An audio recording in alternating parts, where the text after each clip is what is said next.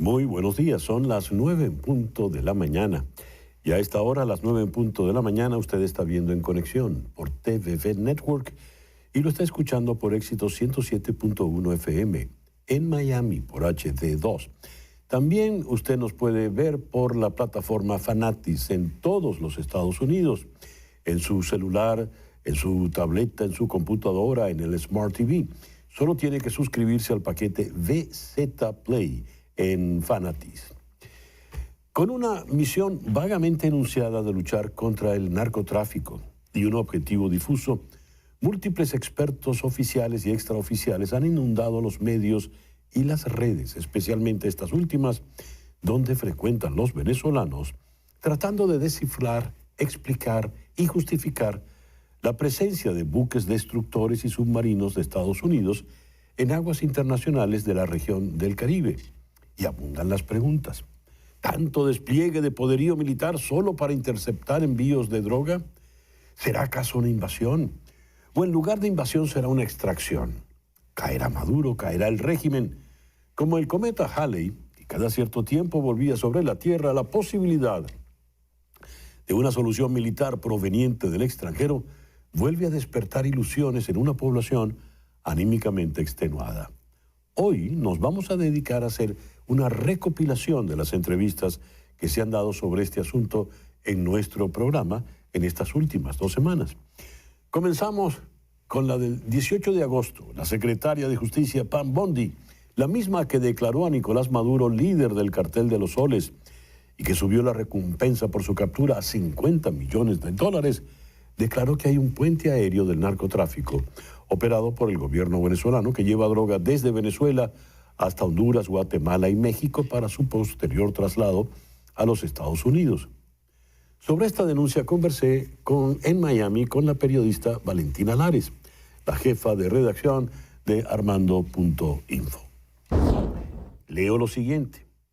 Tras las explosivas declaraciones de la secretaria de Justicia, la señora Bondi, Honduras, Guatemala y México han reaccionado de forma contundente, mientras que Venezuela las ha calificado como parte de una guerra psicológica. ¿Qué sabes de ese supuesto puente aéreo, Valentina? Bueno, muchas gracias, César Miguel, por la invitación. Lo que sabemos es lo que hemos reportado en algunos trabajos en Armando.info. Hemos tenido accesos a través de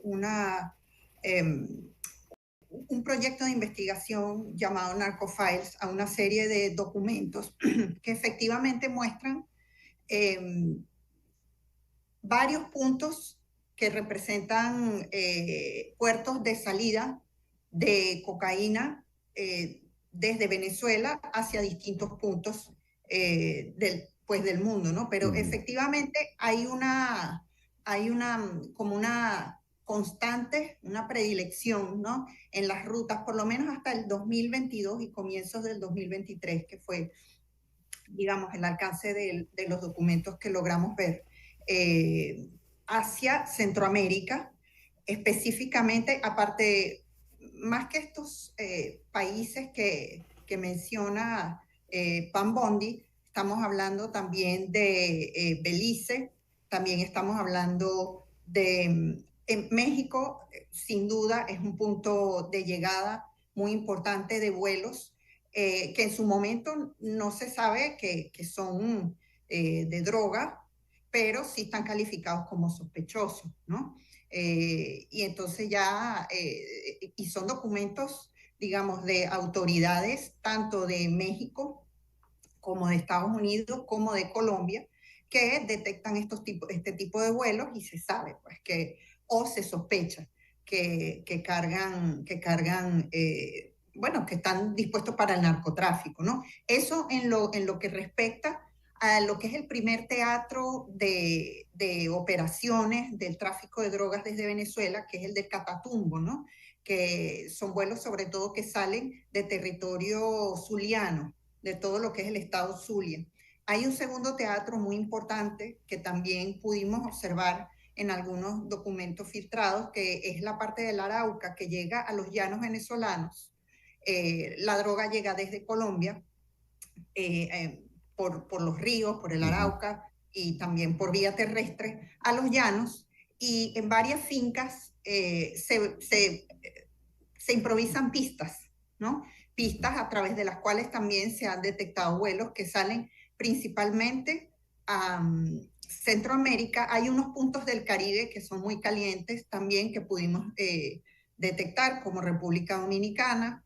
Hay también algunos casos en que se vio hacia Surinam, hacia Guyana, pero en general, sin duda, existe una salida, ¿no? Una salida de droga de Venezuela Ahora, hacia varias partes. la pregunta, la señora Pam Bondi, que en las declaraciones anteriores que dio, advirtió, cuando ella le sube el precio, dobla el precio por la cabeza de Nicolás Maduro, lo califica el jefe del narcotráfico venezolano, no solo al frente del cartel de los soles, sino el jefe, es un narcotraficante. Dijo, esto es igual que la mafia.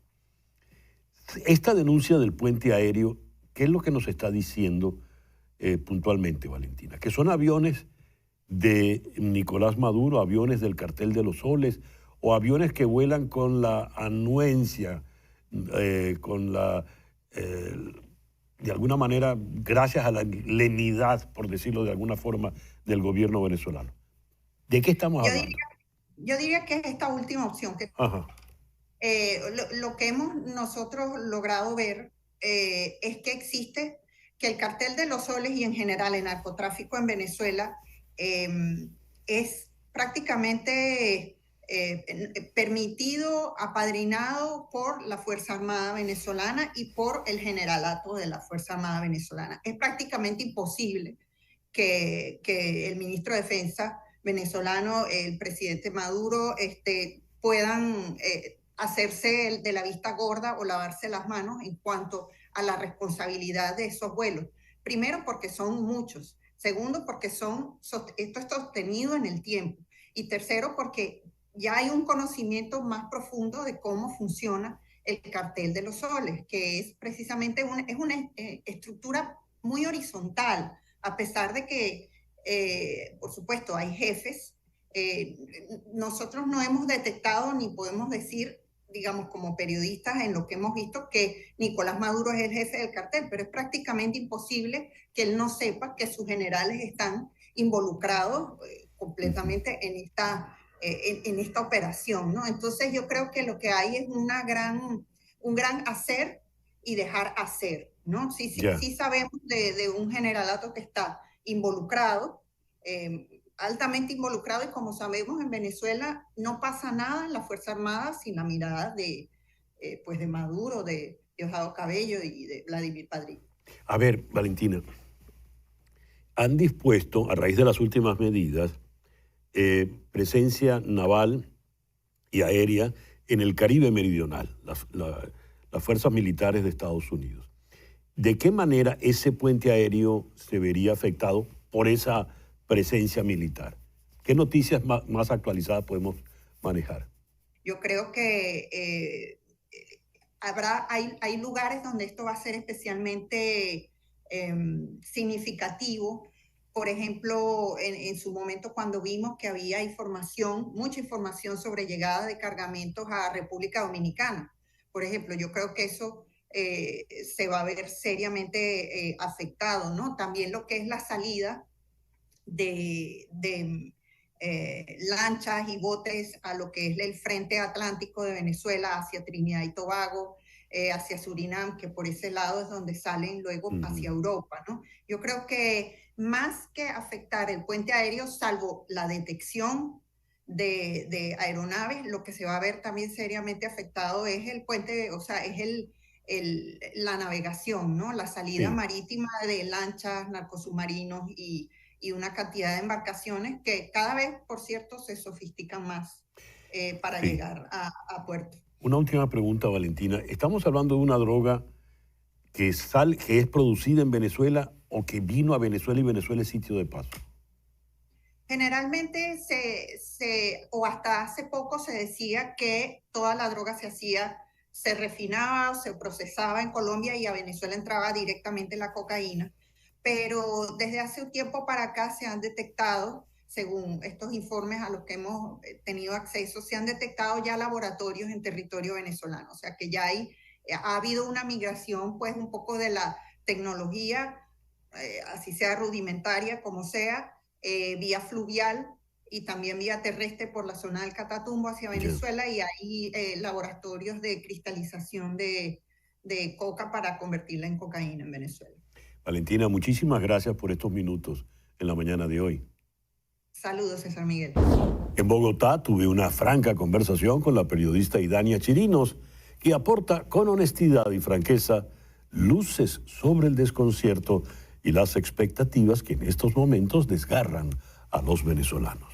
Leo esta información. Nicolás Maduro confirmó la activación de la primera zona binacional entre ambos países tras la firma de un memorando de entendimiento semanas atrás que busca fortalecer la cooperación en la frontera. ¿De qué estamos hablando con esto? Mira, eso fue hace aproximadamente 2 semanas, y eso produjo un gran debate en Colombia y produjo muchísima reacción. Sobre todo porque Maduro dio a entender que había hecho una propuesta de unir las Fuerzas Armadas. Ajá. Petro no se explicó y dio a entender más o menos que por ahí iban los tiros. Y el debate fue tan grande que el ministro de la Defensa tuvo que salir a explicar que absolutamente no estaba planteado que las Fuerzas Armadas se unieran a las Fuerzas Armadas de Venezuela, que podían realizar tareas conjuntas dentro de esta zona binacional, pero que en modo alguno se había pensado en unificar las fuerzas.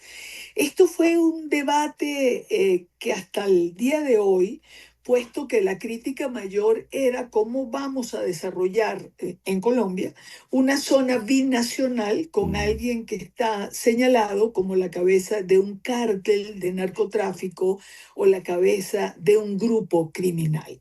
Eso bajó. Ya.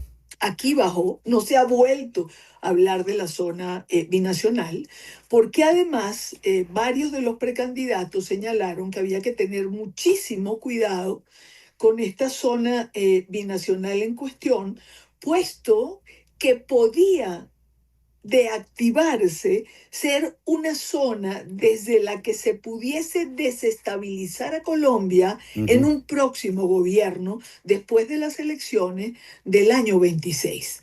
Mira, Así que de eso aquí se ha dicho poco. Fíjate, Dani, después con relación a eso, el señor Maduro, que asume que no va a salir nunca del Palacio de Miraflores, habló con relación a esa unión militar. Le cito textualmente. Colombia tiene su ejército, sus policías, sus alcaldes y gobernadores, y nosotros tenemos los nuestros. Yo nunca he propuesto que en esta etapa, unamos un solo ejército. Todavía no. Pero agregó, militares colombianos, no olviden que ustedes son hijos de Bolívar también, y llegará el día de la unión otra vez, pero todavía no, ahora todo es solo coordinación. Y Dania, estamos aquí hablando, para decirlo coloquialmente, de pajaritos preñados, o estamos hablando de un plan de Maduro, Petro, alianzas izquierdistas, ahora que por lo visto la cosa empieza a cambiar. Bueno, súmale a eso la declaración de Petro, cuando llegó a insinuar o a decir, no tengo la declaración textual a mano, pero cuando se refirió a que si Venezuela era atacada, él daría la orden al ejército o a la Fuerza Armada colombiana que había que defender a Venezuela. Eso fue la segunda parte del escándalo, porque eso inmediatamente levantó voces de protestas y en contra, porque la Fuerza Armada de Colombia no tenía por qué salir a defender no a los venezolanos, sino a un régimen señalado de lo que ya mencioné y que todos sabemos. Muy bien. Si hay un plan o no, No lo sabemos, César. Lo que sí Ya. sabemos es que Petro cambió su posición diametralmente de no reconocer a Maduro, no aparecen las actas tienen que ser presentadas a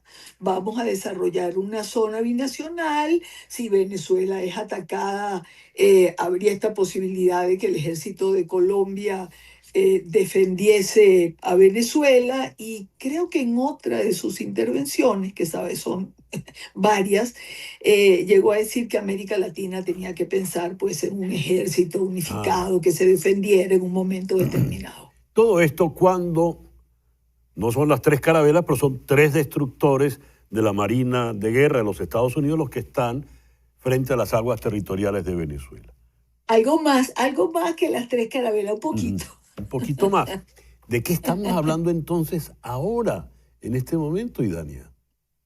Mira, ayer César entrevistaba yo en el programa a un ex oficial de inteligencia naval que de todo lo que me dijo, que fue una entrevista absolutamente interesante, recuerdo una frase que se me quedó que decía: ustedes comprenderán que desplazar una flota de esta dimensión, desplazar 4.000 soldados, eh, muchos de ellos que son marines, implica un costo altísimo para los Estados Unidos. Ustedes comprenderán que no los estarán sacando para que vayan a pasear por las aguas del Caribe. Ujú. Y eso es algo que hoy ha sido discutido en la radio de Colombia. Eso es algo de lo que se ha estado hablando en horas de la mañana de hoy, porque evidentemente hay dos cosas que preocupan a Colombia.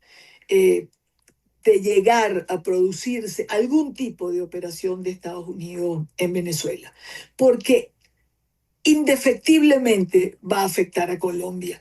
Uno, porque tenemos una frontera porosa. Ujú. Se calcula que hay entre 3 y 4 millones ya de venezolanos, César, aquí en Colombia, en un conflicto o en un eventual, ni siquiera sabemos cómo calificarlo porque no sabemos exactamente qué puede pasar, pero evidentemente hacia dónde van a ir los venezolanos, hacia Colombia. Y eso crea una crisis económica como la que vivimos ya hace unos 10 años aproximadamente. Ya. Hay preocupación en relación a eso. Petro anoche, en su alocución número 52, si no recuerdo mal, porque sabrás que ahora interrumpe una historia que ya conocemos y nosotros Ujú. vivimos, decía, decía que él le aconsejaría a Estados Unidos no intervenir en Venezuela porque eso no solucionaría absolutamente nada, sino que acrecentaría la crisis que se está viviendo del otro lado de la frontera. Ya, ahora fíjate, se ha explicado que esos buques están allí para frenar, combatir el narcotráfico, es decir, para eh, bloquear, evitar, atacar, hundir, qué sé yo, militarmente, embarcaciones, naves, aviones del narcotráfico que viene de Venezuela fundamentalmente. Ya se habla más desde Venezuela que desde Colombia. Habida cuenta de que, como decía la señora Leavitt ayer, Maduro no es presidente de Venezuela, es para Estados Unidos el jefe del cartel de los soles, léase, un jefe narcotraficante. La pregunta es, ¿esos barcos se van a quedar allí, en el límite de las aguas fronterizas de Venezuela, o van a ir más allá? ¿Está planteada realmente lo que para muchos es el deseo, otros es una fantasía enloquecida de la presencia militar en territorio venezolano? ¿Qué has oído, Idania? Me encantaría tener una respuesta clara. Me Mm. decía este funcionario ayer, el Ya. Romero, eh, que bajo el título 50 en Estados Unidos se podían tomar varios tipos de acciones. desplazar toda esta flota como se está haciendo, desplazar personal. Y cuando alguien no es reconocido como presidente de un país, sino que es señalado como cabeza de un cártel que atenta contra la vida de ciudadanos estadounidenses, nosotros podemos ver tipos de acciones como, ¿te acuerdas del general Soleimani? Cuando quirúrgicamente fue bombardeado un automóvil que iba en una caravana. Bueno, este señor en esta entrevista llegó a decir que todo tipo de acción era amparado bajo este título 50 que permitía que Estados Unidos tomase acciones eventuales para proteger a la ciudadanía estadounidense. Yo no sé exactamente hasta dónde pueden llegar, pero sí me hago la pregunta que este hombre se hacía ayer en el aire. ¿No será que sacaron a pasear los barcos por el Caribe con todo lo que esto implica en costo para los Estados Unidos? Para concluir, Idania, aquí con toda la confianza que nos tenemos, luego de no solo una larga amistad de muchos años, sino de largos años compartiendo este apasionante oficio, me viene a la memoria la fábula de Esopo, ¿verdad? El pastorcito que decía, viene el lobo, y como lo dijo tanto, después la gente no le oyó y cuando llegó el lobo, pues se comió todas las ovejitas. En varios sectores de Venezuela, desde hace ya un buen tiempo, se viene hablando de la solución foránea, de la solución no está en Venezuela, sino está en el extranjero. Y ha habido en esta administración un lenguaje muy ambiguo, ¿verdad? Desde Landó, que dice que no es interés derrocar a Maduro, hasta las posturas de su jefe inmediato superior, que es Marco Rubio. Hay sectores venezolanos que en este momento empiezan ya, digamos, a preparar el dulce de lechosa. ¿Hay algún amigo nuestro que habla del ruido que empieza a oírse en alusión al ruido de sables? Te pregunto yo a ti, con toda la veteranía y los años que tenemos en esto, ¿oyes tú algún ruido en particular, Idania? Mira, ese amigo en común que tú y yo tenemos, yo le respondí el post que ponía ayer en X y decía que había tanto ruido que era ya casi un escándalo. Yo no sé, César, lo que pueda estar pasando. Estoy segura que tú tampoco. Lo que yo sí sé es que por primera vez, y digo por primera vez porque siempre hablamos, es mañana, es a las 3 de la mañana, es a las 4, es a las 5, el sábado, prepárense. Y ya sabemos cómo nos hemos quedado vestidos y alborotados. No sabemos qué está pasando, pero evidentemente algo está pasando. Bueno, eso dijo aquel antes de que lo... Idania, muchas gracias. Y lo que más me ha gustado de esta conversación, aparte de que siempre es un placer inmenso verte y conversar contigo, así sea a la distancia, es que la conversación fue absolutamente venezolana en el sentido de que estaban llena de vacíos, de entrelíneas, y estoy seguro que toda nuestra audiencia entró de inmediato en esa complicidad. Así que te agradezco mucho esto. Yo creo que ese es el detalle al que tenemos que apuntar en este momento. Te agradezco yo, César. Siempre es un gusto compartir contigo en cualquier espacio. Una pequeña pausa y ya regresamos.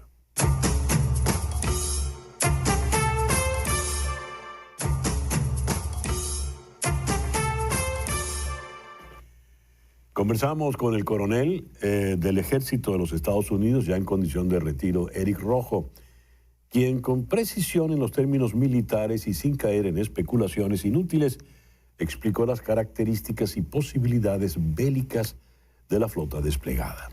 Coronel, esto suena como una fuerza inmensa, muy poderosa y de una capacidad de fuego y de letalidad muy alta. ¿Para qué se utiliza una fuerza como esta? ¿Cómo puede funcionar? Funciona de dos formas. Una es un mensaje político. a aquellos que están en el multibillonario negocio de drogas, que sigue siendo un flagelo pues para todo el mundo, porque los carteles no solamente funcionan en México, pero funcionan en África, funcionan en Europa. Entonces es una operación que manda un mensaje muy serio del presidente Trump a todos aquellos que sean cómplices de los carteles, incluyendo a quien se acusa de ser uno de los principales, que es el presidente Maduro de Venezuela. No es una fuerza invasora, sencillamente tiene ahora la capacidad de actuar directamente junto con la Guardia Costera. Anteriormente la Marina de Guerra estaba en apoyo, ahora pueden actuar directamente a interceptar aviones, submarinos y barcos o lanchas que traigan drogas o dinero. Estos destructores tienen misiles guiados. ¿Para qué serían los misiles? ¿Hacia dónde serían disparados? Probablemente en ninguna parte. Sencillamente es el tipo de equipo que tiene radares, comunicaciones, coordinación, que viene como parte del paquete. Les digo, hay muchas cosas que nosotros usamos que no usamos todo el equipo que está ahí. No veo ningún escenario en el cual sea necesario mandar un solo misil. Coronel, una fuerza de esta dimensión, una flota de esta dimensión, para tener una idea, ¿se ha enviado antes a qué tipo de escenarios y en qué circunstancias? Es probablemente la primera vez que se hace este despliegue. Parte de esta fuerza estaba en el Mar Rojo, en el Golfo Pérsico, atacando o defendiendo de los Houthis. Ahora hay la necesidad de defender a los Estados Unidos de la droga, de los traficantes, y aunque siempre ha habido un esfuerzo, ahora el presidente Trump ha prometido proteger el país mucho más. Entonces está usando todo el poder de Estados Unidos para hacer un esfuerzo de parar este tráfico nocivo. Hay grupo de respuesta anfibia. ¿Quiere decir que pueden ir a tierra? En teoría, sí. La probabilidad es no, a menos, y vamos a inventar un escenario, que algunos de los países que están de acuerdo, porque sabemos que obviamente Venezuela, Cuba, Nicaragua y Colombia no les gusta lo que está haciendo el presidente, pero hay otros países que sí. Si ellos por algún motivo pidiesen apoyo para detener a algún grupo, por invitación sí irían. De una u otra forma sería si alguien fuese lo suficientemente tonto de atacar a la Fuerza Naval, entonces ya hay la necesidad de responder, pero como iniciativa de Estados Unidos, no. Asumamos que estos destructores entran en aguas territoriales venezolanas. Venezuela podría decir que es un acto de guerra. ¿Qué ocurre entonces? Bueno, supuestamente sí sería un acto de guerra, una violación de territorio. Aún así, no creo que Venezuela sea lo suficientemente ingenua de tratar de atacar a los barcos. Sencillamente presentarían una protesta por la invasión de aguas territoriales, y yo espero que los capitanes de los navíos, con toda la capacidad de navegación que tenemos hoy en día, no cometan ese error. Dijo usted, esto es tiene un objetivo político en primer lugar. ¿Podría explicarlo, por favor, coronel? Bueno, el motivo político sencillamente es mandar el mensaje tanto al gobierno de Venezuela, a las Fuerzas Armadas de Venezuela, que creo que todos estamos seguros que todos están metidos en el negocio de las drogas, que es el interés de Estados Unidos parar el negocio.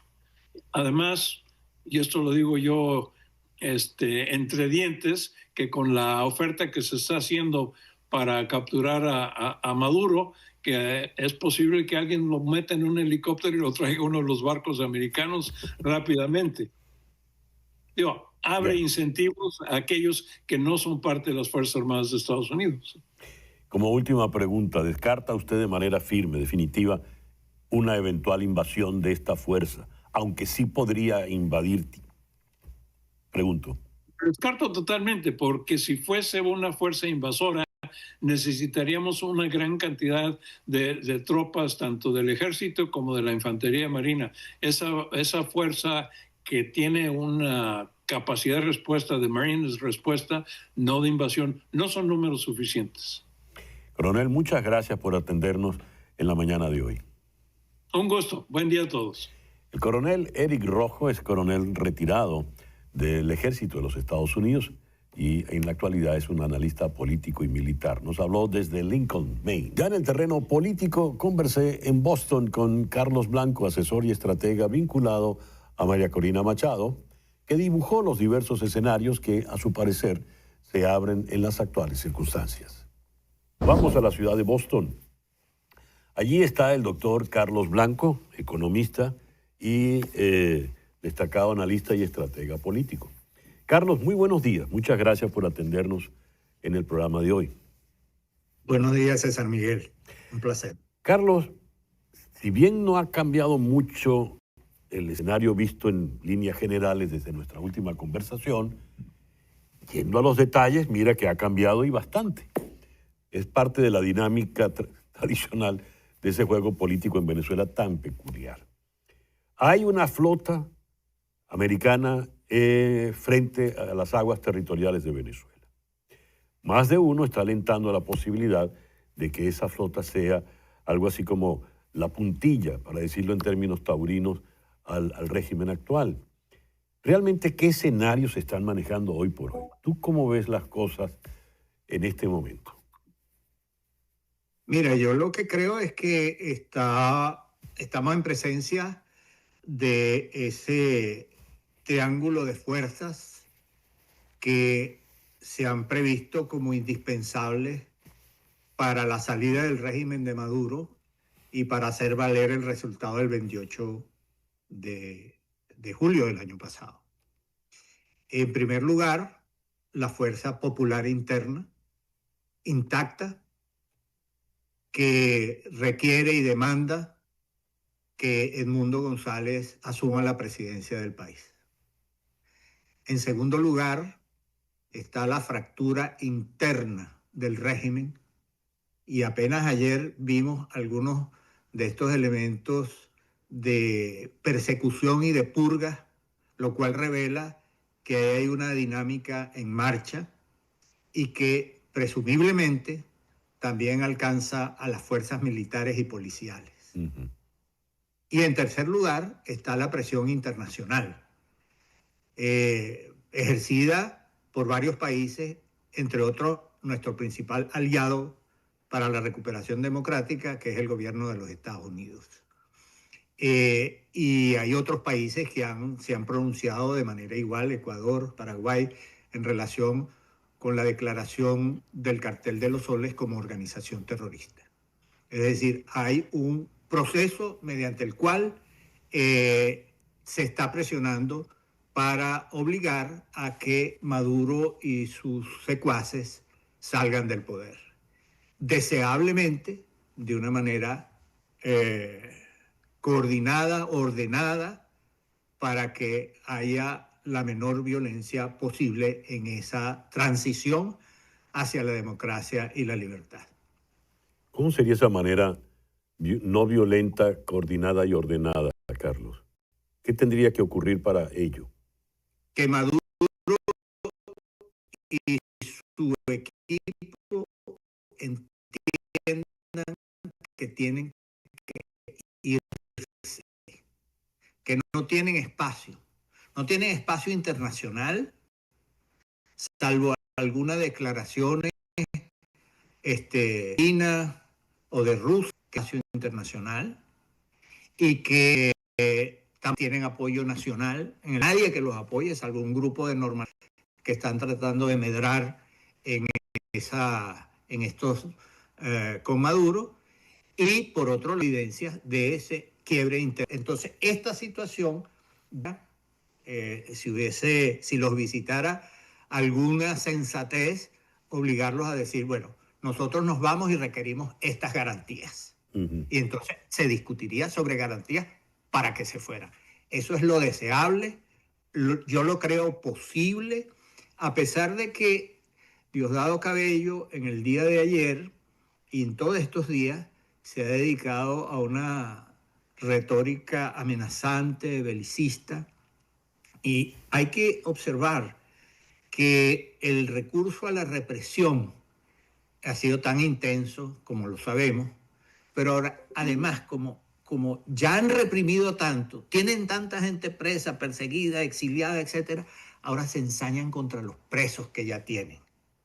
Y entonces le suprimen las visitas, le suprimen el tiempo de recibir sol, le suprimen la recepción de los alimentos y desde luego muchos de ellos están como desaparecidos porque no han sido visitados ni una vez por sus abogados o por sus familiares. Entonces el ensañamiento contra lo que les queda es contra los presos. Carlos, conocemos después de más de un cuarto de siglo a estos personajes que han desgraciado al país. Y si algo les caracteriza es la tosudez, en un empeño en no ver la realidad y en sus señales. Digamos que no van a hacer nada de esa que tú estás sugiriendo y que estás planteando. ¿Qué ocurre entonces? Mira, no lo puedo adivinar, pero yo lo que creo es que el cerco se va a incrementar. Es decir, yo creo que dentro del país habrá una reacción mucho más intensa, crecientemente intensa. Creo que habrá expresiones militares, policiales y populares dentro del país. No puedo prever cuándo. Eso es un proceso que se desarrolla de acuerdo a las circunstancias y creo que la presión internacional está allí. Toda esta presencia militar de los Estados Unidos contra el narcotráfico, es decir, contra el cartel de los soles, es decir, contra Maduro, es un elemento de convicción demasiado evidente como para que estos personajes no lo adviertan. Hay alguna gente, por ejemplo, que se burla de esa presencia y dice, bueno, ¿qué van a hacer ahí? ¿Van a invadir? No, el país está invadido desde hace rato, César Miguel. El país está invadido por los cubanos, por el ELN, por la disidencia de la FARC, por el Hezbollah, por los rusos, por los chinos. O sea, no hay un soldado americano dentro de Venezuela, ni creo que lo haya. Pero los que sí están son estos, porque Venezuela es el territorio de una guerra internacional. Esto lo hemos hablado otras veces en el programa. Sí. Es el escenario de una guerra internacional donde hay unas fuerzas que ya están en Venezuela, inicialmente de los cubanos y después se añadieron todos los demás. Esa fuerza está allí. Y contra esas fuerzas internacionales que están en Venezuela, encabezadas por el régimen de Maduro, los venezolanos, el pueblo venezolano ha luchado solo. De manera tal que es necesario, no solamente que es posible, que hay que aceptarlo como con pena, sino que es indispensable que los aliados democráticos del mundo participen con los venezolanos para derrotar a esas fuerzas que han invadido el país. Carlos, yo sé muy bien que tú no eres psicólogo, ni mucho menos, pero en los corrillos políticos y en las redes hablan mucho de que es evidente que hay nerviosismo, susto, miedo, pavor en los altos jerarcas del régimen. ¿Tú compartes esa impresión? Además es que es evidente, César Miguel, tú ves a Maduro es decir, el hombre se le descompone la cara, se le descomponen los gestos y empieza a reclamar lealtad. Cuando alguien empieza a reclamar lealtad es porque no se siente correspondido en esa lealtad por sus subordinados. Y a los pocos días, a los 2 o 3 días de reclamar esa lealtad, empieza a poner preso a alguno de los suyos, a un diputado, a una ministra o viceministra. Es decir, el hombre está minado, está cercado. Y entonces hay 2 reacciones. Esta reacción desesperada de Maduro, que le reclama lealtad a los que están sentados allí, y todos aplauden, por supuesto. Y la reacción de Diosdado Cabello, que dice, aquí no va a pasar nada. Pero si pasa, los vamos a buscar. Es decir, amenazándolos de muerte. Eso es la doble reacción, la amenaza y el miedo, el susto y la agresión que caracteriza al régimen. Y hay que darse cuenta de lo siguiente. Maduro está apelando a la milicia, que tiene un componente territorial y unos grupos combatientes, de acuerdo a la legislación que creó inconstitucionalmente a la milicia como quinto componente. Bueno, al apelar a las milicias, dice una mentira gruesísima, que son como 4.5 millones de milicianos. Pero además de esa mentira, está apelando a la milicia porque no puede apelar a la Fuerza Armada, a los componentes, aviación, armada, ejército y guardia, porque no le van a obedecer para esa represión que él quiere desatar sobre el país. Los únicos cuerpos militares que le obedecen y policiales que le obedecen a Maduro son la Dirección General de Contrainteligencia Militar, que es un cuerpo criminal dentro de las Fuerzas Armadas, y algunos elementos de Policía Nacional y otros, SEBIN, etc. O sea, están realmente en una situación muy precaria y ellos están obligados a entenderlo así, porque el mundo y los venezolanos se lo haremos entender así. Carlos, muchísimas gracias por estos minutos en el programa de hoy. Un placer. Una pequeña pausa y ya regresamos.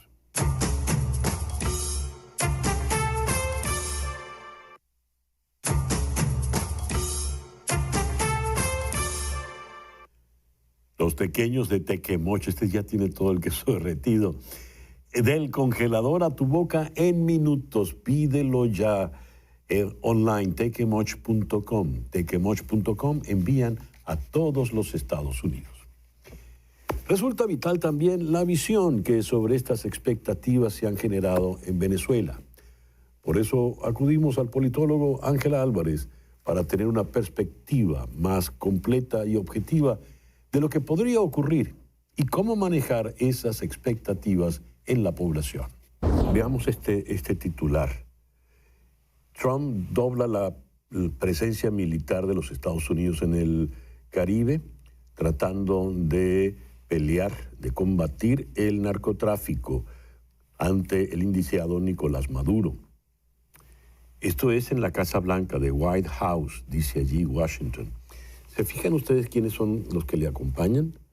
Son el fiscal general, el secretario de Seguridad Nacional, el secretario de Defensa, el jefe de Estado Mayor Conjunto. Sí, pero no es Pete Hegseth, no es la señora Pam Bondi. ¿Quiénes son? Oh, los execrados William Barr, Mark Esset, el general Miley. ¿Puede usted ver la fecha? 1 de abril 2020. No es nuevo que se envíen tropas, flota, a las playas frente a Venezuela. Ya se intentó 5 años atrás. Vamos ahora a Toronto. Ahí está el doctor Ángel Álvarez. Ángel, muy buenos días. Gracias por atendernos en la mañana de hoy. Buenos días, César Miguel. ¿Cómo estás? Bien, un poco preocupado porque, como decía en el comentario editorial, hay muchísimas preguntas para las que no parece haber respuesta. Y yo no sé cómo funciona el ánimo en este momento en Venezuela, donde tenemos un país, una población que pareciera estar anímicamente extenuada. Pero lo que sí pareciera es que aquí fuera, en estos lados, en el sur de Florida, a lo mejor también en Canadá, en Europa, donde hay de toda esta diáspora, hay una ilusión con una supuesta invasión que parece que llegaría a Venezuela y nos libraría de esa terrible dictadura. ¿Qué es lo que está ocurriendo realmente? Está ocurriendo exactamente lo que dijiste, una ilusión. Es decir, esto es una etapa más de un ciclo que deberíamos haber estado acostumbrados ya desde hace tiempo, porque no es nuevo, especialmente no es nuevo después del 2019. Pero incluso podríamos ir más atrás y ver también el mismo ciclo de levantamiento de ilusiones por parte de la dirigencia opositora venezolana de turno, que han sido varios ya los dirigentes, que son confesamente impotentes para cambiar de régimen político, pero no pueden plantearse en el corto plazo ninguna otra estrategia, al parecer, porque cualquier otra estrategia que se propongan los destruye políticamente. Entonces están en esa dinámica diabólica entre tratar de hacer algo que no logran hacer porque no tienen los recursos como hacerlo, no pueden hacerlo por sus propios medios. Intentan buscar el apoyo de los Estados Unidos y otros países para hacerlo, pero si fuesen, bueno, yo creo que son muy serios, pero si el público fuese más serio, diría, ¿y a cuenta de qué esos otros países van a hacer lo que estos dirigentes políticos y sus bases no logran hacer? Y no lo logran hacer porque no tienen los medios de violencia para hacerlo. Pero Así de dijiste, simple. Y esta es una etapa más de este ciclo. dice que los destruye políticamente, le tienen miedo a que les Claro. destruya políticamente. ¿Por qué? Claro, porque si dicen explícitamente de entrada, mire, no podemos, no lo vamos a hacer. Yo creo que el caso más cercano a eso fue Capriles en el 2013, que dijo, sí, bueno, ganamos y vamos a intentar demostrarlo por la vía que podamos entre el Tribunal Supremo de Justicia, y trató de buscar las actas, cosa que no se consiguió del todo. E introdujo una demanda, la cual fue rechazada por el propio tribunal. Si te metes por esa vía, la gente te dice cobarde, eres un traidor, no tienes, pactaste con el gobierno, etc. ¿Y qué Si te opciones? metes por la otra vía, Perdón, no, termina la idea, por favor. No, si te metes por otra vía, como la salida, como Guaidó y su gobierno interino, y la entrada de la ayuda humanitaria como fuese, y todas las opciones están sobre la mesa, bueno, tienes un mayor tiempo a ver si ocurre algo que tú no puedes controlar, ¿no? Yo siempre recuerdo en estas circunstancias un diálogo terrible de una obra de teatro de José Ignacio Cabrujas, que justamente se basa en el personaje que está de moda ahorita en Venezuela, el Cabito. Ajá. Castro está hablando allí con su ministro de Relaciones Exteriores, vienen los europeos y los gringos a conversar con él, y entonces Castro le dice al ministro, siéntese allí y ponga cara de que usted puede hacer algo, a ver qué sale. A ver, estábamos conversando y Flor Alicia puso en pantalla el anuncio, la nota de prensa. Ponla, repítela, por favor. Trump redobla la presencia militar en el Caribe contra el indiciado Nicolás Maduro. Abril 1, 2020. Es decir, no es nueva la presencia militar por orden de Donald Trump para combatir al narcotraficante Nicolás Maduro, ¿verdad? ¿Qué pasó en el 2020 y qué puede pasar ahora entonces, Ángel? Bueno, va a pasar lo que siempre ha ocurrido cuando los Estados Unidos ha hecho esto. Pues 2020 no fue la primera vez, antes lo ha hecho también. Los Estados Unidos tienen dos aproximaciones que ha impuesto en la agenda de las políticas de drogas, tema que por razones que no voy a entrar conozco con relativa propiedad. La política de droga en los Estados Unidos tiene dos brazos, el brazo de lo que llaman reducción de la demanda y el brazo que llaman reducción de la oferta. En el brazo de reducción de la oferta, básicamente lo que hacen es operativos policiales, y a veces esos operativos policiales son gigantescos, a veces no son solamente de la DEA o del FBI. Si son en el territorio americano, ya dentro de Estados Unidos es principalmente el FBI o las policías de los estados. Y si es en aguas territoriales, en las fronteras, etcétera, o en otros países incluso es la DEA, pero generalmente a veces también se hacen estos actos de tratar de reducir la entrada de sustancias prohibidas a los Estados Sí. Unidos mediante la intervención de los militares. Pero esto no dura, porque esto es sumamente costoso para reducir el consumo de sustancias. Eso siempre se reduce en incautaciones. Ya se produjo una incautación importante en la Florida justamente, no por producto, no por estos buques que están supuestamente cerca a las aguas venezolanas, sino más bien en territorio americano. En el Everglades se confiscó una cifra récord de drogas, creo que fue ayer o anteayer, y algo así puede seguir sucediendo, es decir, se pueden seguir confiscando barcos, se pueden detectar submarinos, porque hay gente que dice, pero es que un submarino, ¿qué va a hacer confiscando drogas? Bueno, es que la droga se trafica por submarinos también, También. por Ahora, muchos medios, ¿no? ahora yendo al terreno político. Hablaste de la dirigencia opositora que está a la cabeza en este momento. Léase María Corina Machado, que está en la clandestinidad desde ya hace más de un año, ¿verdad? ¿Qué puede hacer ella en este contexto, en estas circunstancias, Ángel?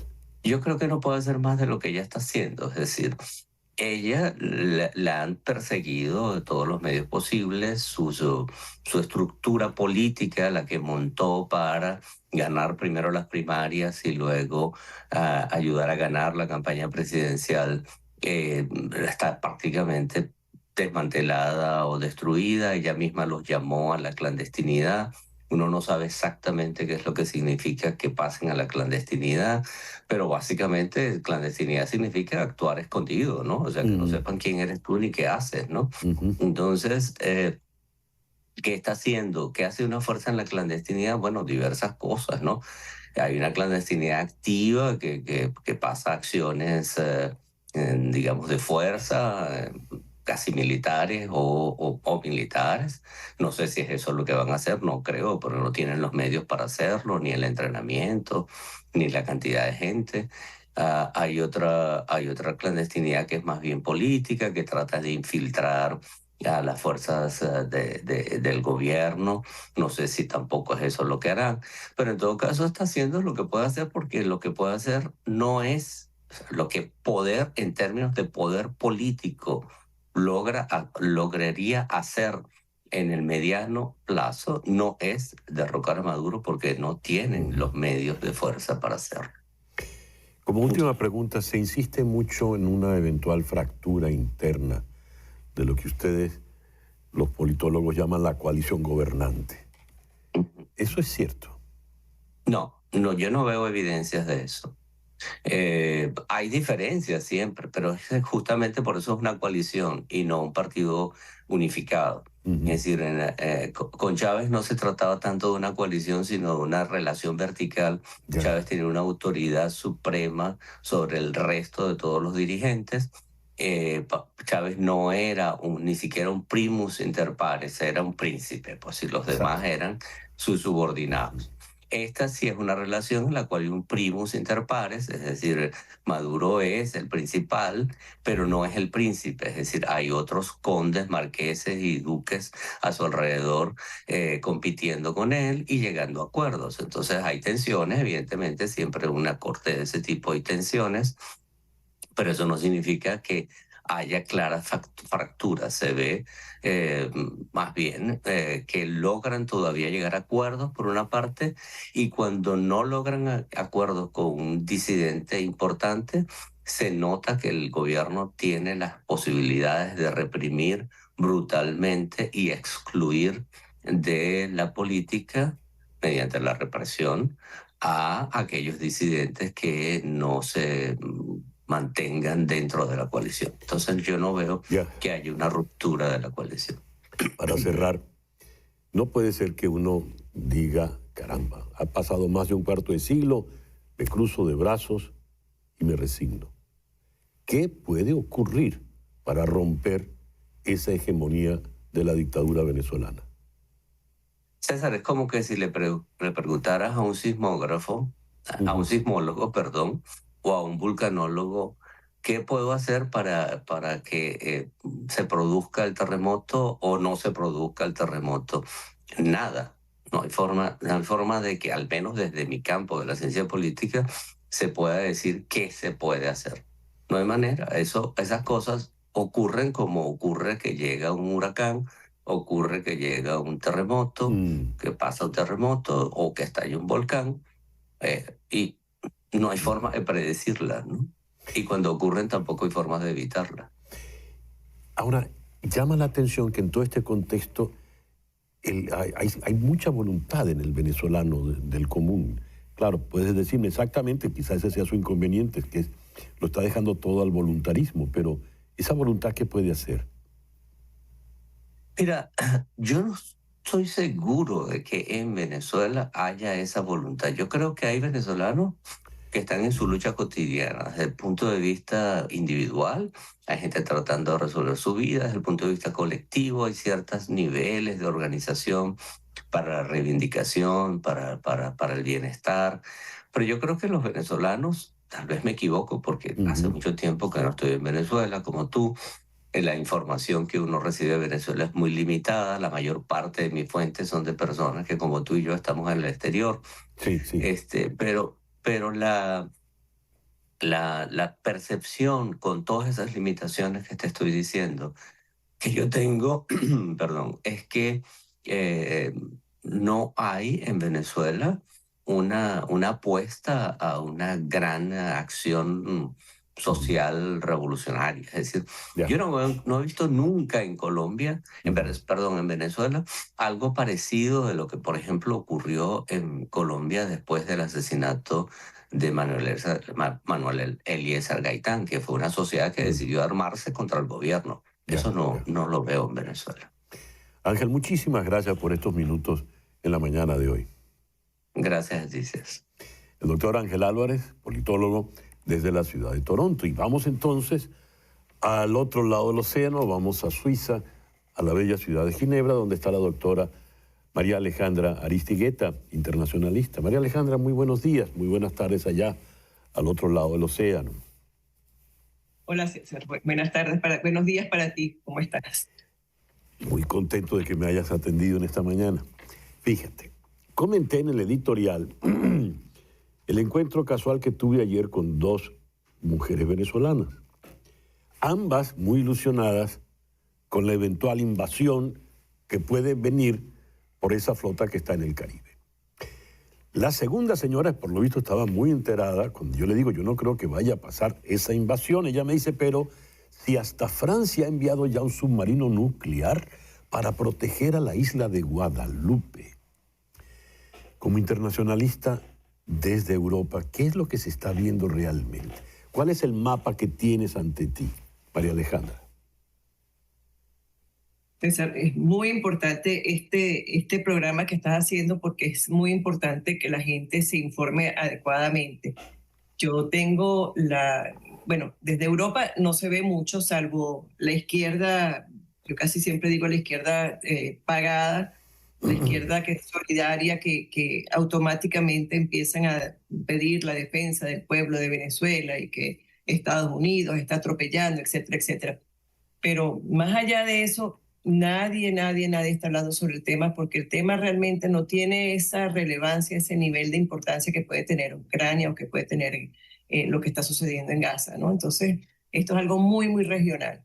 Al mismo tiempo, creo que además está muy circunscrito al tema del narcotráfico. Es verdad que en el pasado hay evidencias y han habido acciones de parte de Estados Unidos que deponen a algún presidente, como fue el caso de Panamá, pero las diferencias están allí. Basta con googlear o preguntarle al ChatGPT o investigar un poquito y se van a aparecer las evidencias en cuanto al número y en cuanto a la manera como se llevaron las cosas. Yo pienso que aquí lo más importante que tenemos que nosotros mantener como presente es que de lo que se trata es de una operación fundamentalmente para atender un problema que es un problema para Estados Unidos, que es el tema del narcotráfico. No es un tema de no van a venir a liberarnos, no van a desembarcar los marines, no va a haber, Estados Unidos no va a venir a hacerle la tarea a Venezuela, porque eso no está dentro de las prioridades de la política exterior norteamericana. El narcotráfico sí está dentro de sus prioridades y ha sido una promesa de campaña interna. Esta señora que me aborda ayer y me habla con entusiasmo del submarino francés para proteger a la isla de Guadalupe, que no está tan, es que está tan cerquita. Exacto. Al lado de eso, quiero mencionar, por ejemplo, el caso de la primera ministra del Trinidad y Tobago, Camia Persad Bissessar, quien ha dicho ya de una manera militante que ante cualquier agresión frente a Guyana, ellos están del lado de Guyana. Este tipo de lenguaje, ¿a dónde conduce? Porque con la misma, al otro lado, ¿verdad?, en la otra frontera venezolana, tienes ya que el señor Gustavo Petro habla de la defensa de la soberanía venezolana. Por favor, María Alejandra, me gustaría tu opinión en estos dos casos fronterizos. Sí, tenemos como una especie de grupos que están tomando partido, ¿no? Por un lado, pues tienen Cuba, México, Nicaragua, los aliados de siempre del régimen, que están allí de una vez mostrando su solidaridad. Petro acusando, diciendo que los narcotraficantes son europeos y están en otra parte, etcétera. Pero bueno, yo esto lo ligaría mucho al tema del memorándum de entendimiento binacional y ese corredor que se estaba creando o se está creando entre los dos países, ¿no? O sea, yo eso no lo desligo y por eso veo que para él es importante defender esto, más allá de que está defendiendo a su compadre Maduro. Brasil ha tenido una posición bastante ambigua, o sea, yo diría cautelosa, ¿no? No reconocen a Maduro como presidente, al mismo tiempo, por supuesto, esto no les gusta, pero Brasil tiene un tema muy importante, un tema arancelario muy importante en negociación con Estados Unidos. Entonces tampoco se va a buscar un pleito más con Estados Unidos cuando ya tiene el pleito de Bolsonaro andando, ¿no? Entonces, hay que ver todo el contexto. Río Revuelto, sí, termina la idea, perdón, termina la idea, por exactamente, favor. No, entonces, tiene del otro lado, en cambio, a Guyana, que ha sido Guyana ha sido agredida en los dos últimos años. Cada vez que Maduro quiere desviar la atención de un proceso electoral o que quiere hacer este proceso, este referéndum que hizo, etcétera, busca de alguna manera desestabilizar la región del lado oriental, del sur de Venezuela. Y esto además, yo siempre lo he visto como el tercer foco, ¿no? Se creó el primer foco en Ucrania, el segundo foco fue Israel, que fue originalmente atacado por Hamas, y entonces crearon un tercer foco en las Américas como para distraer la atención y dividir y separar, porque pues divide y vencerás. Entonces, Trinidad y Tobago, Guyana salió también diciendo que no iba a permitir que fueran objeto de una nueva agresión, así fuera verbal, y también manifestaron su apoyo a Estados Unidos, y Trinidad y Tobago viene como a corroborar o a completar ese cuadro. ¿Qué vemos allí? Bueno, vemos que son países que están aliados a Estados Unidos, que tienen tiene una relación con Estados Unidos que va más allá del tema limítrofe con Venezuela, porque bueno, en el caso de Guyana, pues hay una cantidad de empresas petroleras operando en Guyana, hay intereses clarísimos, y en el caso de Trinidad y Tobago hay un interés particular de esta primera ministra de tener ese acercamiento con Estados Unidos y buscar de alguna manera también reforzar su posición, que también ha sido una posición, digamos que en la relación con Trinidad y Tobago, o a la inversa, la relación de Trinidad y Tobago con Venezuela ha sido motivo de mucha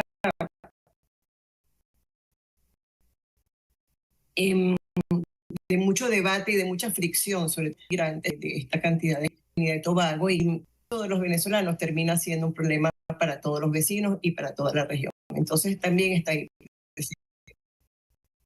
Ya, gracias por estos minutos en la mañana de hoy. A tu orden, César. Yo creo que esto es un tema muy vasto y ojalá lo veamos avanzar más rápido que tarde. Una pequeña pausa y ya volvemos. Ahora, a petición, vamos a repetir el foro que hicimos a propósito de la democracia interrumpida en Venezuela. Una democracia interrumpida, una democracia que funcionó perfectamente a partir de 1958 hasta que llegó el tema de Hugo Chávez, su intentona golpista del año 91, del año 92, perdón, luego todo ese periodo difícil, el gobierno de Caldera y ya lo que tenemos ahora, Hugo Chávez primero y a partir del 2013 Nicolás Maduro. ¿Qué hay? ¿Qué es lo que hay en Venezuela? Escribe Margarita López Maya, la destacada historiadora, existe primeramente una disputa por el término y cada quien piensa que su democracia es la verdadera. Para unos, la democracia de partidos, la de 1958 y las décadas siguientes es la correcta y se refieren a ella con nostalgia. Para otros, la democracia participativa y protagónica, asentada en la Constitución de 1999, es muy superior e incompatible con la anterior. Y hablan con añoranza del gobierno de Hugo Chávez. La mayoría piensa que ninguna de estas dos está hoy funcionando en Venezuela y más del 80%, según diversas encuestas, quiere un cambio político. Pero un cambio de qué y hacia qué. Este es nuestro tema de hoy. Lo vamos a abordar con dos destacados estudiosos, dos politólogos, Guillermo Tell Aveledo y Luis Salamanca. Guillermo, Luis, muchísimas gracias por estar con nosotros en el programa de hoy. Como en las plazas de toros, ¿cómo estás? Muy bien, Luis. Gracias por invitarme nuevamente. Como en las plazas de toros comienza por orden de antigüedad, así que el doctor Salamanca tiene la palabra primero. Yo esperaba copiarme de Guillermo con todo lo bueno que sabe decir y tú me lanzas de primero al ruedo. Mira, César, yo creo que el tema de la valoración de la democracia es un tema permanente y te digo, no ha parado nunca de discutirse qué es la democracia, qué no es, sobre la venezolana igualmente, ¿no? Yo no creo que Margarita López Maya, a quien conozco muy bien, reduzca la democracia venezolana de 58 al 98 a una democracia de partidos. Y lo digo, no sé si ese es el sentido de su afirmación, pero en todo caso, a mi juicio, fue mucho más que eso, porque en verdad, por primera vez en la historia de Venezuela, los venezolanos pudimos ejercitar, disfrutar de todos los elementos que conforman la democracia desde la antigua Grecia hasta nuestros días, pasando por las principales democracias que hay en el mundo, las que han caído y las que se han levantado. Todos han sufrido algún problema, salvo la americana, que se ha mantenido y vive ahorita pues un momento tenso, digamos, ¿no? Puedo decir. Entonces, ¿por qué digo esto? Porque, digamos, decir que la democracia fue democracia de partido es decir que fue una partidocracia en vez de una democracia. En verdad, yo nunca estuve de acuerdo con la calificación de partidocracia. La democracia que vivimos los venezolanos tenía los siguientes ingredientes, y no pretendo ser exhaustivo en esta lista, ¿no? Por una parte, la libertad. La libertad de pensar como tú quieras, de expresarte, de decir lo que tú quieras, de escribirlo, de publicarlo. Se tenían medios de comunicación cada vez en mayor cantidad y tanto en el plano nacional como regional y luego los nuevos medios de comunicación en las redes y tal. Y el ciudadano común y corriente, bueno, vivía una vida políticamente hablando, una vida sin mayores preocupaciones, sin temores, sin ningún tipo de angustia por lo que pudiera pasarle o pudiera pasar en el país, etcétera, ¿no?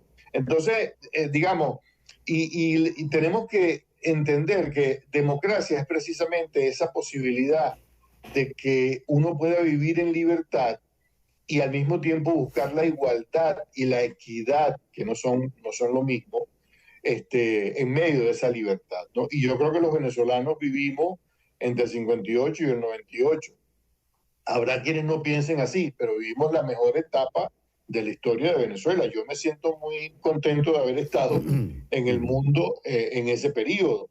Y bueno, es cuestión de ponernos de acuerdo en torno a la valoración que debemos hacer sobre el significado de la democracia. ¿Tú cómo lo ves, Guillermo? Por favor. Obviamente había un gran descontento hacia ese sistema, pero justamente porque ese sistema permitía la expresión del descontento, el sistema democrático del 58 al 98, y en todo caso todo el proceso del siglo XX, después de la muerte de Gómez, que es un proceso que lleva hacia lo que va a ser la institucionalización del 58, es justamente un proceso de aperturas hacia mayor competencia política, hacia mayor expresión de la sociedad, a través de los partidos, sí, pero también a través, que recuerden que los partidos vienen de la sociedad, pero también a través de sus organizaciones empresariales, gremiales, profesionales, vecinales, de diverso tipo. Y todos esos intereses tenían incidencia sobre el Estado, tenían incidencia sobre el gobierno. Podemos decir a veces demasiada, a veces con problemas por las relaciones de renta, por las relaciones de corrupción que pudieron haber, pero en cualquier caso era una etapa de mayor expresión de la sociedad. ¿Qué se diferencia y qué viene después? Viendo que yo considero que en términos de libertades era muy superior el sistema de los llamados 40 años, la democracia civil de partidos. Yo estoy de acuerdo con el profesor Salamanca que no es el término más adecuado, pero en cualquier caso la vemos así. La democracia representativa con la democracia participativa que se proclamó después. Yo la veo más en términos teóricos como una progresión, porque la Constitución del 99 no rompe con la representación, sino que pone unos mecanismos de participación adicionales que habían estado creciendo ya en la democracia instaurada en el 58, con las reformas de los 80, las reformas de descentralización, las reformas de elecciones locales, las reformas para eventos electorales referendarios. Eso ya estaba creciendo. Pero muy en boga de la época se imponen unos mecanismos de participación, o se plantean unos mecanismos de participación que se plantean como contrarios a esos partidos. Los partidos ya muy decaídos, los partidos también muy desprestigiados. Eso hay que decirlo como agentes de esa democracia. Y la verdad sea dicha, en términos de la pura representación mayoritaria, de la participación mayoritaria de la población, en los años del chavismo clásico, el primer chavismo, fueron en ese sentido democráticos, pero no tolerantes ni liberales, sino más bien muy sectarios. Y es como la cara negativa de la democracia. Para algunos una cara positiva porque es el pueblo hablando, sin cortapisas, pero a la vez una cara que era excluyente, una cara que era lo que causó en muchos venezolanos la aprehensión hacia lo que veían como un sistema que iba hacia un elemento autoritario. La democracia puede ser autoritaria, pero bueno, eso es otra discusión. Ya. Todas estas reflexiones para llegar a una pregunta. Te la formulo, Luis. ¿Qué tenemos hoy por hoy en el país? Bueno, lamentablemente el paisaje democrático ha sido bastante afectado en estos últimos 25 años.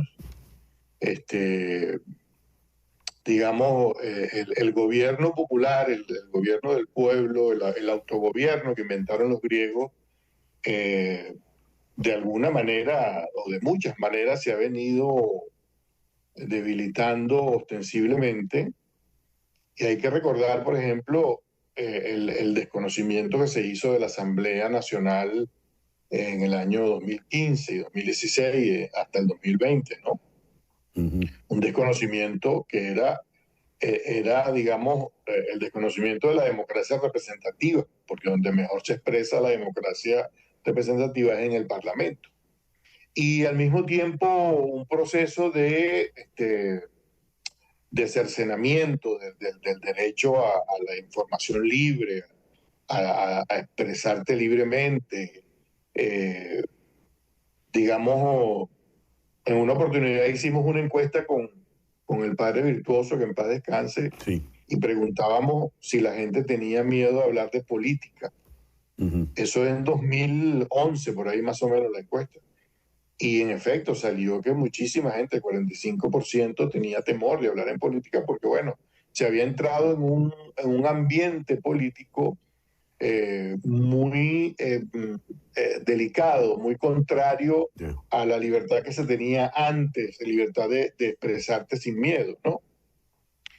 Y también se ha perdido la noción central de lo que significa la soberanía popular. Pues. O sea, tú puedes decir de la democracia todas las cosas que estamos diciendo, pero hay una que no se puede dejar de mencionar porque es la columna vertebral de la democracia, que es que la democracia se expresa en la voluntad electoral del ciudadano. Y esa voluntad electoral debe ser conocida y debe ser respetada. Entonces, digamos, la situación que se ha planteado desde el 28 de julio del año pasado es que todavía se desconoce cuál fue la voluntad popular realmente en esas elecciones, ¿no? Es decir, los órganos oficiales que están encargados de informar sobre esto no han informado debidamente. Entonces, la sociedad sigue esperando noticias de su voto, porque el derecho al voto, ahí descubrimos una cosa muy importante, me permiten, el derecho al voto va unido al derecho a la información sobre ese voto, porque no puedo depositar un voto y que se pierda el voto. Tengo que saber qué pasó con mi voto. Claro. Entonces, allí, y así con la cantidad de derechos que la democracia supone. La democracia es un entramado de derechos que tú los disfrutas, digamos, conjuntamente, o los pierdes, o los vas perdiendo, y entonces la pérdida de uno afecta a los demás y así, ¿no? Entonces estamos en esa situación en la cual, virtualmente para mí, pues, esa democracia que se le llamaba incluso a veces peyorativamente democracia electoral, que no era solo democracia electoral. Hay que recordar a los venezolanos que en medio de todo ese proceso de presencia de los partidos, que eran los principales actores políticos, eso sí hay que reconocer, obviamente, bueno, ¿y qué otra vía tenemos para expresar? Hubo un desarrollo de una sociedad civil muy importante, basado en la Constitución, el 108 de la Constitución del 61.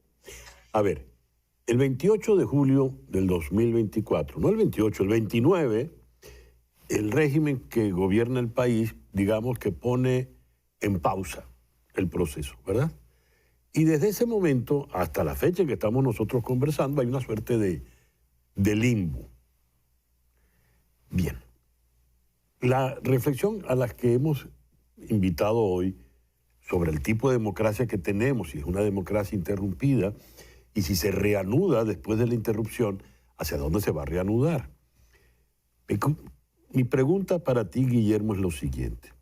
Después del 28, del 29 para acá, ¿qué es lo que hemos tenido en eso que defino como limbo? ¿Y de qué manera y hacia dónde podemos salir? Yo creo que en una novela de Hemingway o de Fitzgerald, donde hay una frase de cómo las cosas se van a la bancarrota, y dice como de a poquito y de repente.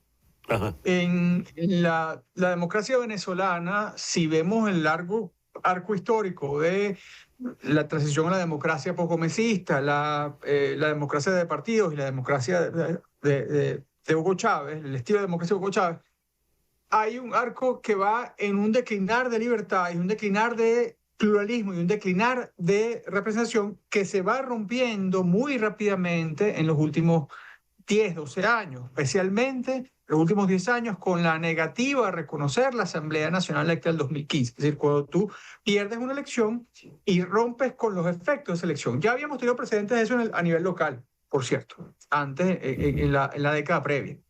Pero esto fue el caso más agudo y es el caso que nos ha llevado en buena medida hasta acá. Ese que no es, vamos a decir, un conflicto, es una suerte de, y no interrupción tampoco.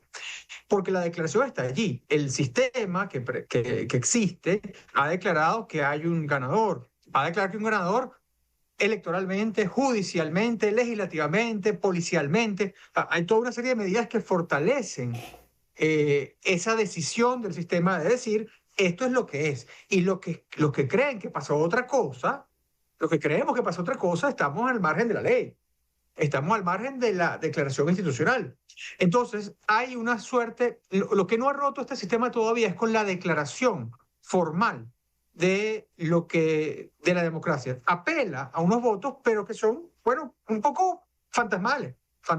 Uh-huh. Alega que hay una suerte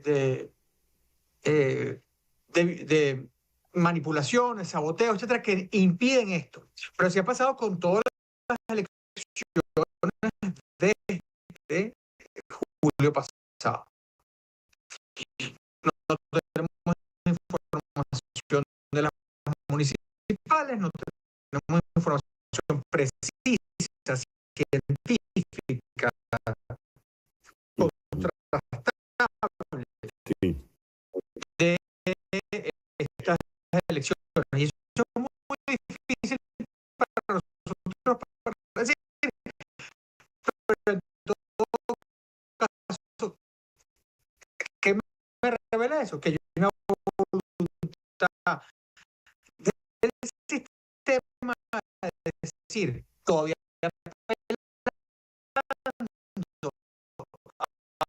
al espectro de democracia que está el Aarón y a lo largo en la práctica.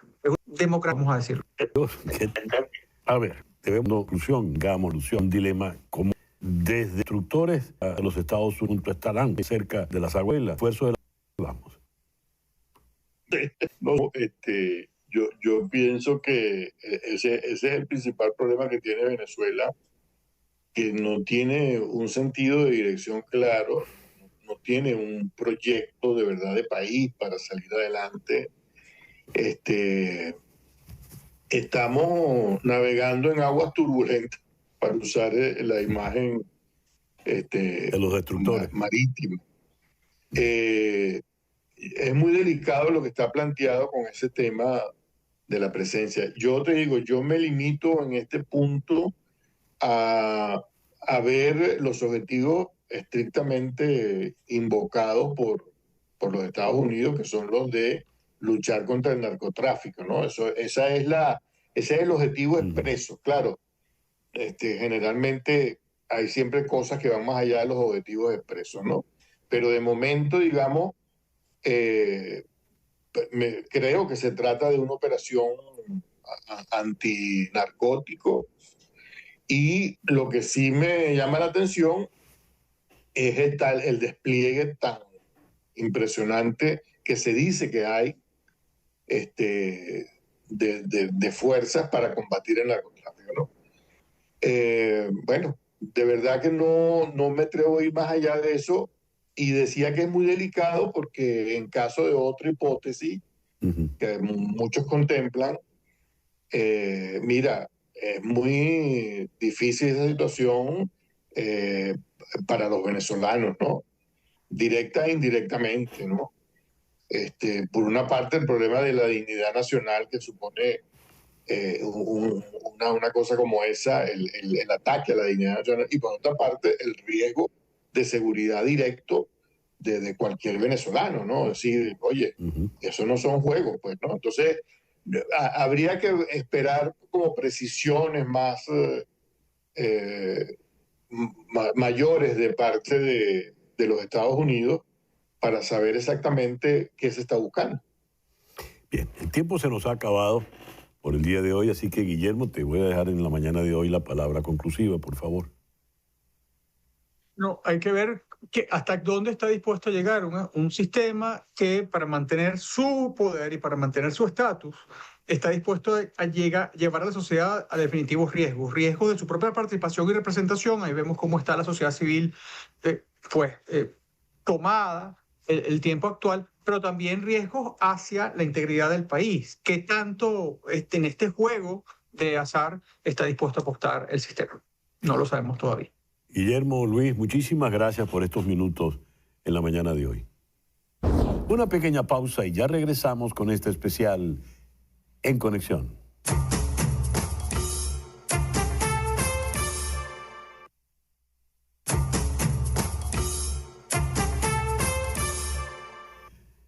Los tequeños de Tequemoch, crujientes, listos en minutos y sin complicaciones.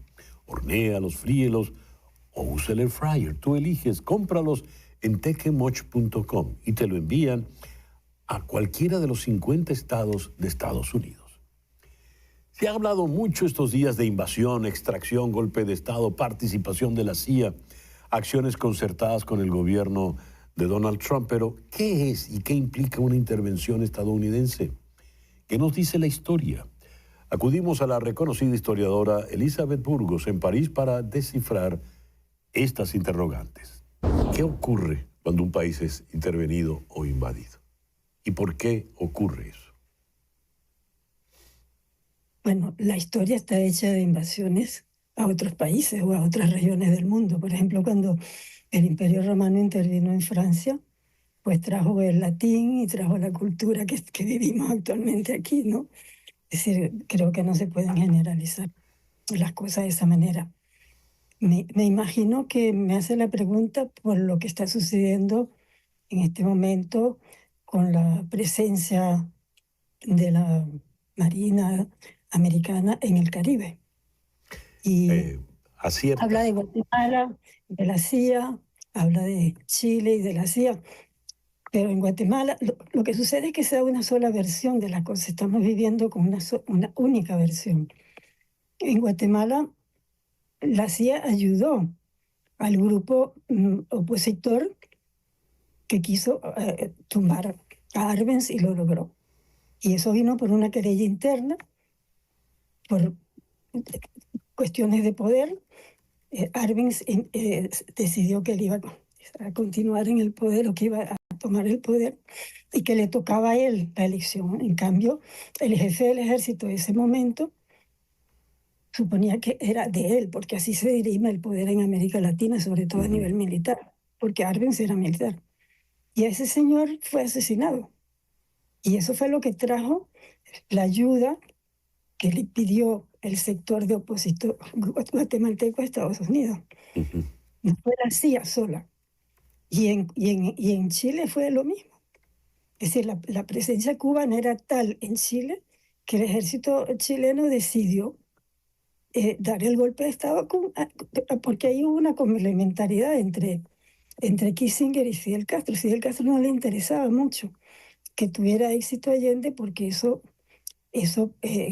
desdecía el dogma de la lucha armada, eso de que un gobierno socialista se instaurara tomara el poder y cumpliera con un programa socialista sin la lucha armada y sin la violencia, que en esa época era el dogma castrista, pues no podía funcionar.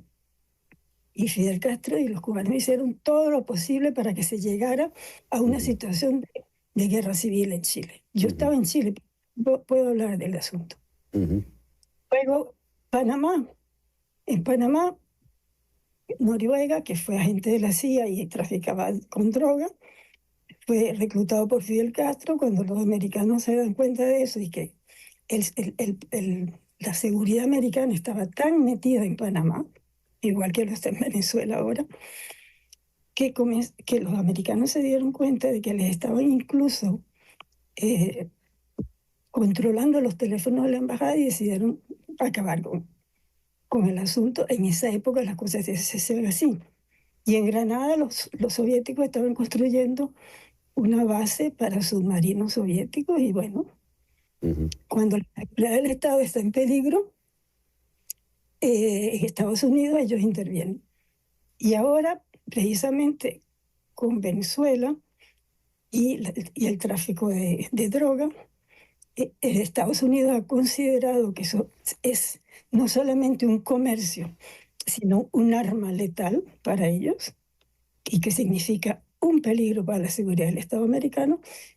Y Maduro no es un presidente elegido, entonces legalmente ellos han tomado esa medida. Ahora, hay que ver que la campaña electoral de Trump se basó en dos parámetros precisos. Uno, acabar con la inmigración ilegal en Estados Unidos. Y dos, no intervenir más en guerras extranjeras. Las operaciones que se han emprendido durante el gobierno de Bush, de Trump, han sido bombardeos rápidos, precisos, y ahí no ha habido muertos de ningún boy americano. Y no creo que esta vez tampoco lo hagan. Porque intervenir, hacer una invasión, significa en todas las guerras hay muertos, de lado y lado.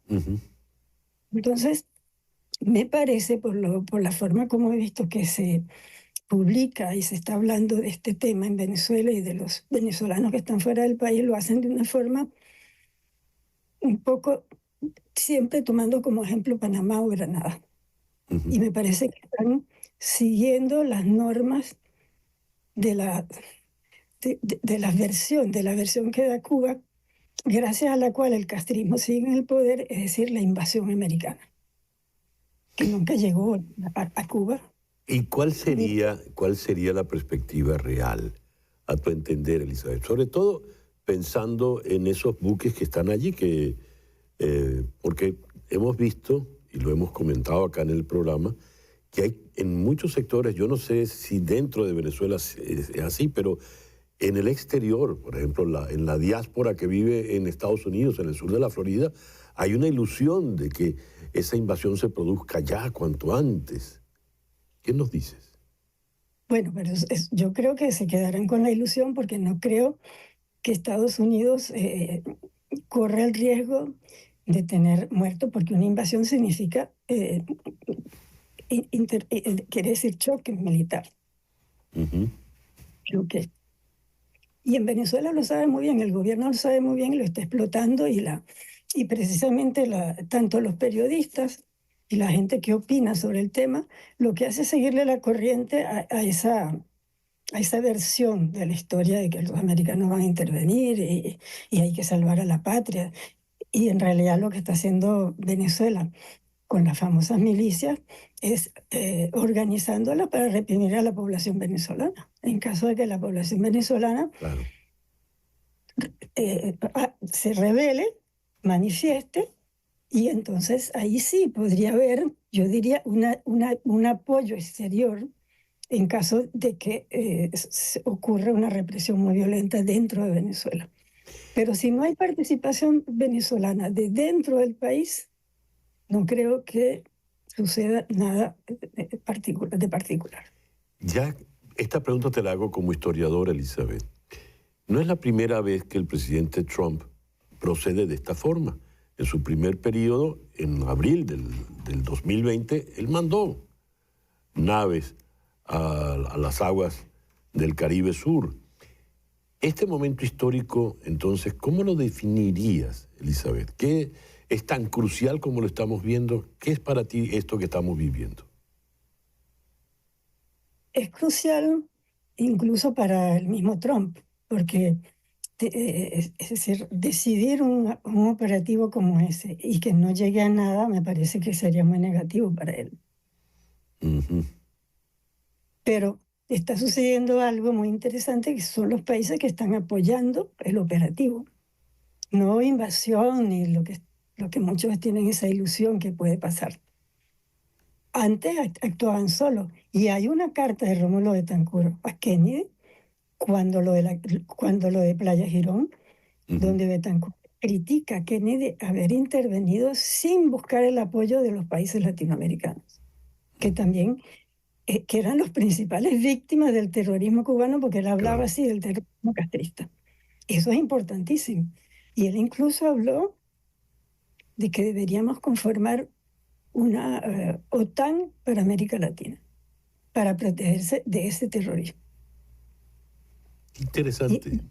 Y me parece que lo interesante que estamos viviendo actualmente es eso, que haya, bueno, mira, los mismos aliados, el mismo aliado, la declaración de Amorim de hace 2 o 3 días diciendo que Maduro no había entregado las actas y que, bueno, que no es, aparentemente no era el presidente, Es decir, que no habría ninguna ilegalidad, que no se estaba actuando contra un gobierno constituido, porque el gobierno constituido venezolano no está en Miraflores. Entonces, hay una situación muy interesante en ese sentido, desde el punto de vista legal. Y creo que los opinadores y los periodistas deberían aprender la otra mitad del alfabeto, que es el alfabeto militar que no dominan. Exactamente. Muy buena observación, Elizabeth. Muchísimas gracias por habernos atendido esta mañana, Elizabeth. Gracias a ti, y ojalá que sirva de algo lo que yo digo. Seguro que sí, claro que sí. Vamos a hablar ahora de una batalla que se vivió en Venezuela hace un par de días. No es eso que estás pensando. 90 entusiastas de la moda transformaron la Galería de Arte Nacional en una pasarela poco convencional, donde encaje, mezclilla, satén, algodón y hasta telas recicladas se enfrentaron en una auténtica batalla de atuendos. El ganador, Alejandro Castro, de 28 años, presentó un atuendo inspirado en Casas Muertas, la novela de Miguel Otero Silva que retrata el caso de un pueblo venezolano. Su propuesta jugó con tonos tierra y crema, un crop top, falda blanca, con cola y un cinturón hecho de múltiples pañuelos. Esto es existir en resistencia en un país que no siempre está de acuerdo contigo, dijo él. El evento, cargado de cultura urbana, incluyó presentaciones de rap y un mensaje claro. La moda en Venezuela no depende de grandes marcas, sino de la creatividad y el ingenio de quienes la llevan puesta. El diseñador Miguel Soriano, organizador del encuentro, lo resumió así: queremos promover cultura e inspirar a más personas. Algunas mezclaron fantasías cinematográficas con estilos culturales de otros países, como Anne-Juliette Durán, de 20 años, que entre capas se autodenominó la fantasma de la ópera china. Un desfile irreverente, creativo y profundamente venezolano. Y hablando de invasiones, tuvimos una entrevista muy interesante con Fernando Berguido, abogado, diplomático, autor del libro El colapso de Panamá, la historia rigurosamente documentada de la invasión y del fin de la dictadura de Noriega. En primer lugar, te felicito, el libro está excelente, es un estudio muy bien documentado y no muy frecuente en este tipo de textos, muy bien escritos. Hay momentos que parecen una novela que uno se va devorando. Te agradezco el comentario, César. La primera pregunta, Fernando, ¿cómo se dio esa invasión? Mejor dicho, ¿por qué se dio esa invasión? Bueno, había un contexto, varios contextos. Recuerda que estábamos en el fin de la Guerra Fría. Llevábamos una dictadura de 19, o sea, estos son los últimos 5 años, una dictadura de 21 años. Noriega había convertido a Panamá en la primera narcodictadura del continente.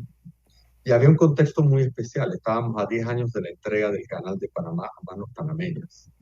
Así que todos esos factores confluyen. Noriega, de haber sido el niño mimado de la CIA, de la DEA, se convierte en una persona radiactiva luego de las publicaciones periodísticas que lo vinculan directamente con los carteles de la droga colombianos. Y en la Florida estaba inundada en esa época, era la época de los fines de los años de Reagan, que le declara la guerra a las drogas, ¿no? Entonces todo ese contexto internacional es lo que sirve de escenario para que se tome la decisión de la invasión. Hay otras causas que son más puntuales, que las está en el libro, pero ese es el contexto general. Bien, es una invasión que implica más de 20.000 hombres, casi 30.000 hombres en armas, en un país donde funcionaba la zona del canal que ya tenía suficiente presencia militar. ¿Cómo fue la invasión, Fernando? Bueno, efectivamente, hay unos detonantes que ocurren días antes. Recordemos, la invasión fue el 20 de diciembre, la noche del 19 al 20 de diciembre, el 15 de diciembre de 1989, que está ya recrudecida el régimen militar de Noriega y toda una serie se habían cancelado las elecciones, había represión y había un conflicto permanente entre las fuerzas. Había 14 bases militares en la zona del canal en ese momento. fuerza, efectivamente estamos hablando de que había 10.000 tropas y se hacían ejercicios militares, o sea, había una relación muy tensa y se mata a un oficial americano unos días antes. Ese fue el último disparador. Ahí es donde se toma la decisión, estamos 4 o 5 días antes de la Navidad de 1989, y se toma la decisión, el presidente Bush, de había la decisión de si era una operación de ir y tomar a Noriega, llevárselo, o de realmente desbaratar las fuerzas de defensa como una institución militar que realmente no tenía ninguna vocación de democracia, ninguno de los oficiales, y Estados Unidos tenía la premura de que en 10 años tenía que entregar el canal de Panamá. A ver, la intervención fue cruenta, dejó un saldo grave. El barrio de Chorrillos fue de los que más sufrió en todo esto. Y no quiero ponerte en aprieto, Fernando, pero la pregunta como periodista me resulta inevitable, y como periodista venezolano en estos tiempos. A Noriega le acusan de estar vinculado con los carteles de la droga. A Nicolás Maduro le acusan de estar vinculado no solo con los carteles de la droga, sino de liderar uno de esos, el cartel de los soles. Noriega había desconocido la presidencia de Guillermo Endara, ¿verdad? Nicolás Maduro ha desconocido el triunfo de Edmundo González Urrutia en las elecciones del año pasado. Se decía que Panamá servía de tránsito pues, de la droga que iba hacia Estados Unidos, y una acusación parecida es la que se hace hoy por hoy contra Nicolás Maduro. Dada tu experiencia, dado lo que has recopilado en este libro, como conocedor no solo de la política panameña, sino latinoamericana, ¿se puede establecer un parangón? ¿Es factible algo parecido que ocurra ahora en Venezuela? Mira, las similitudes son enormes, no solamente en el tema de las elecciones.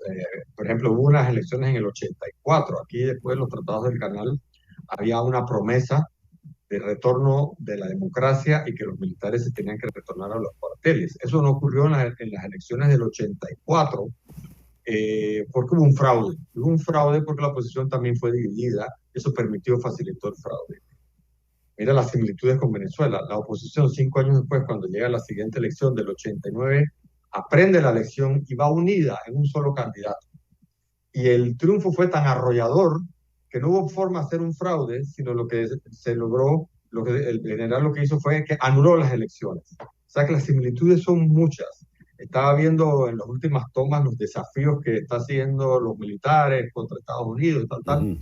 Bueno, efectivamente Noriega le declaró la guerra a Estados Unidos en una asamblea también así muy populosa con sus colaboradores. Se autoproclamó dictador, defensor de la soberanía nacional, etc. Así que las similitudes son enormes. Se fundaron unas milicias, se llamaban los batallones de la dignidad, que andaban por ahí atemorizando a la población civil, etc. Hay diferencias también, obviamente, ¿no? La presencia militar de bases en Panamá, dentro del territorio panameño en esa época, diferencias en el tamaño de la población, el contexto del canal. Pero las similitudes son muy evidentes y obviamente los nexos con el narcotráfico. Ya. Fernando, te agradezco inmensamente estos minutos en la mañana de hoy y de nuevo te felicito. Recomiendo ampliamente la lectura de este libro, El colapso de Panamá, la historia de la invasión y el fin de la dictadura, editado por Grijalbo. Muchas gracias, Fernando. Gracias a ti, César. Y no quería quería hacer un reconocimiento. Antes, tu papá, eso no sale en la parte esta porque tu papá era el embajador de Venezuela en Panamá en la primera parte de la dictadura. Fue un gran defensor de la oposición, de la gente que fue exiliada a Venezuela en ese momento. Era una de las pocas democracias del continente y acogió a decenas de exiliados panameños en la primera parte de la dictadura. El embajador Rondón es muy recordado aquí en Panamá por su labor en la Embajada de Venezuela. Así que nada más quería hacer ese último comentario. Muchísimas gracias, Fernando, a nombre de todos mis hermanos y de toda mi familia. Fernando Berguido. Y bien, hemos llegado así al final de este programa especial por el día de hoy. Mañana, 2 de septiembre, en Conexión. ¿Qué expectativas nos trae septiembre para la rebaja en las tasas de interés por parte de la Fed? Gracias, pues, por permitirnos estar allí. Tengan todos el mejor día posible.